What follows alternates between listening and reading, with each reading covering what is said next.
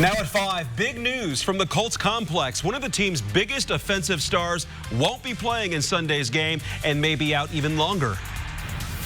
It's a new effort to keep downtown Indianapolis clean. We'll tell you how it works and what the long-term goals are. And new details about the woman found dead in a snake-filled home with a snake around her neck. What the coroner released today. This is RTV6 News at 5, working for you.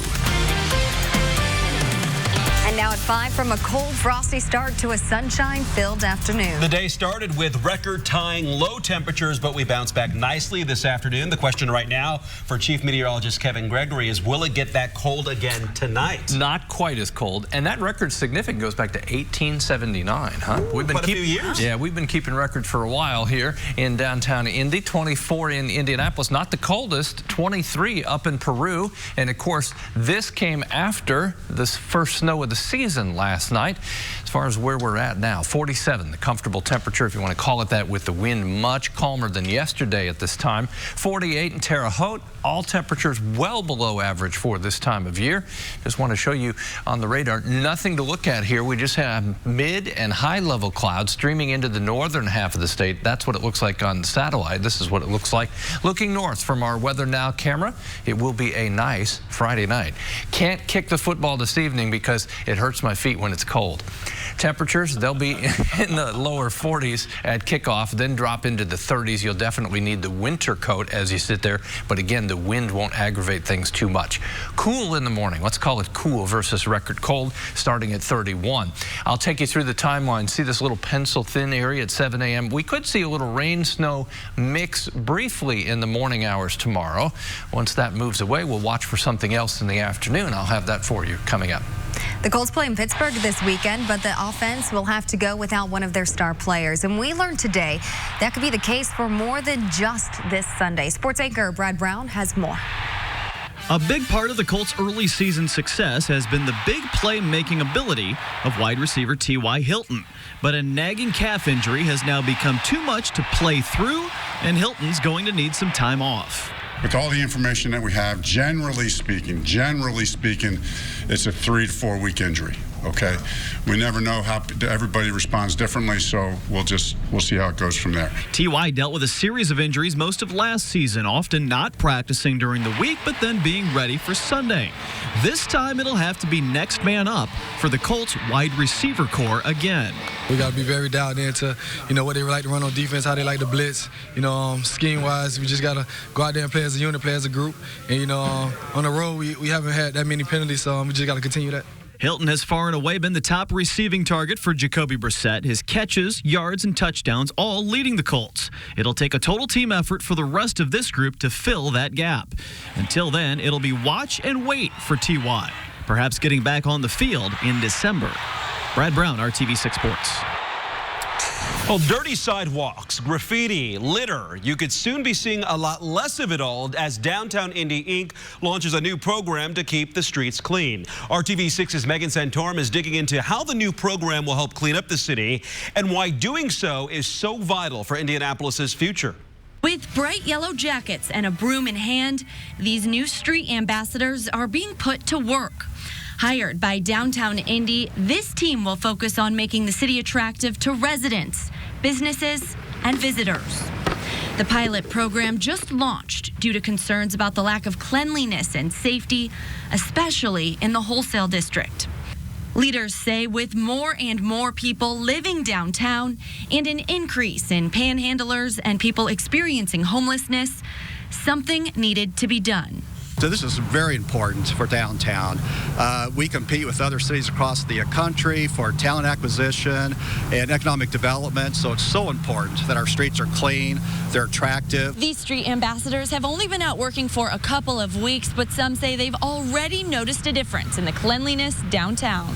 I think the last time we were down here a few months ago, it was not incredibly pleasant, but I've noticed that there's been a good improvement, and it seems to me to be a cleaner, more like family-friendly environment. The street ambassadors have been hired through Healthy Veterans and Families, which works to end homelessness. As the program grows, they will also receive Visit Indy's hospitality training and work with police to report any dangerous behavior they encounter. Working for you, Megan Sanctorum, RTV6. And as Megan mentioned, this is a pilot program, but if it's successful, Downtown Indy Inc. leaders say they will work to get funding to make it permanent. New details tonight about the woman found dead with a snake wrapped around her neck. She was strangled by that snake. That's the word today from the Benton County coroner. 36-year-old Laura Hurst was found dead with an 8-foot python wrapped around her neck Wednesday night at a home in Oxford. The home had been renovated as a place specifically for snakes. There were about 140 inside, 20 belonging to Hurst. State police say she visited the home about twice a week.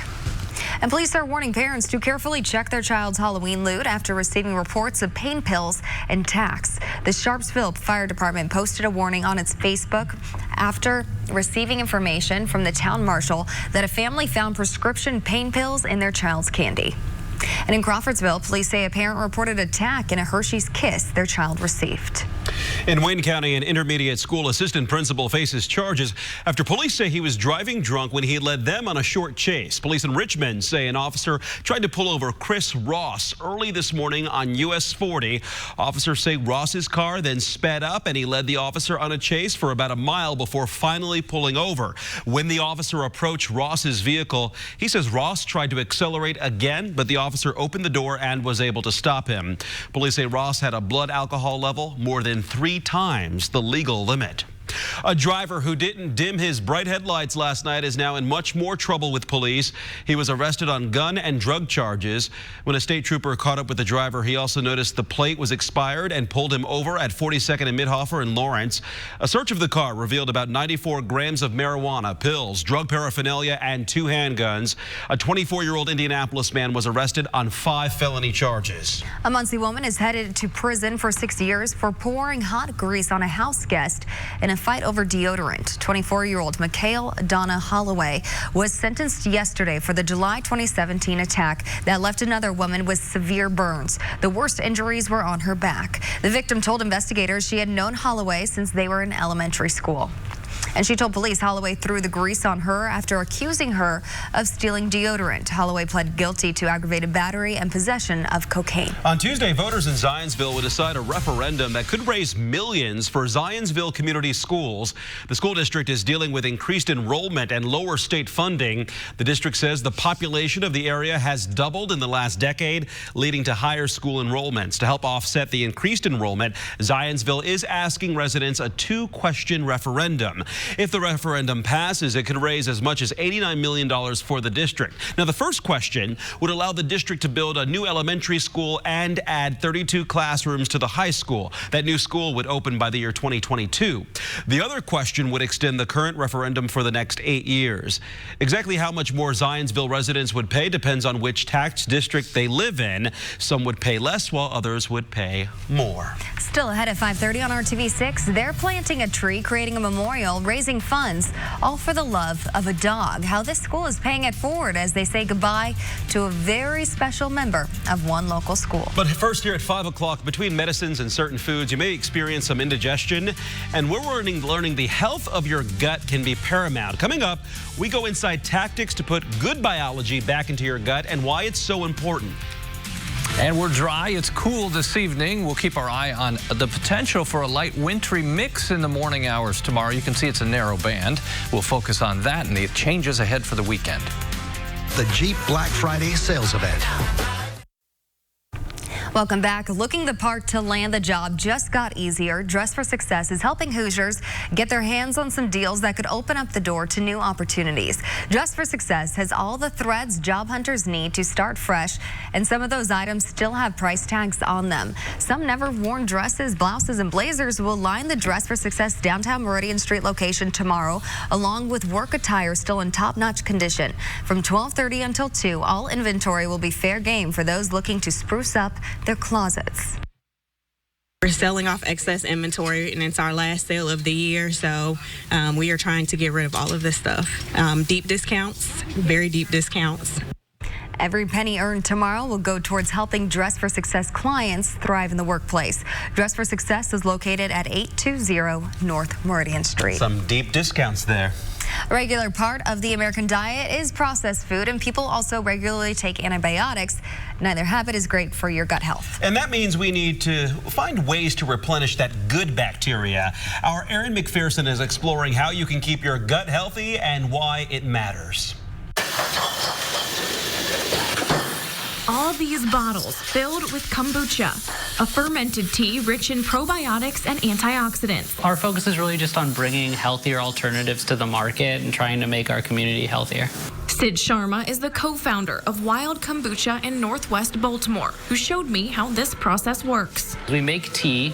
We use a fair trade organic gunpowder green tea, just like you would on a stove at home. And then we ferment it with a symbiotic culture of bacteria and yeast known as a SCOBY. You heard him right. We all have naturally occurring bacteria in our bodies, especially in our gut, to help digest and process foods, known as probiotics. So when we eat processed foods or antibiotics, which are meant to kill bacteria and things like that, we need to replenish those. And kombucha is kind of, a more tasty, fun way to replenish that naturally occurring bacteria. We need to be able to be eating the right amount of those to make sure that our gut is working properly. Michaela Gale, a registered dietitian at MedStar Harbor Hospital, says kombucha is a great way to replenish that bacteria. So is any other fermented foods like yogurt or kimchi. It plays a big role in things like immunity, metabolism, and overall human behavior. She says prebiotics are just as crucial since they fuel probiotics. All of our prebiotics are either fibers or non-digestible carbohydrates. So this is found in a lot of whole fruits and vegetables. There's a lot of interaction between what we feed our gut and actually how our body works and is able to fight off many types of diseases. So how much do you need? Well, Gail says it's different for each person. Everyone's GI tract is very, very unique. It's kind of like our own DNA. It's difficult to say exactly what one person needs versus the other. It's really about a trial and error type of process. She stresses, since kombucha is such a craze right now, to be cautious with what you buy. You always want to look at the ingredients. Number one, you want to make sure it contains live and active cultures. You also want to take a look at just the sugar content. There's some kombucha and yogurts out there that are extremely high in sugar, and they can actually almost be half of the sugar content of something like a soda.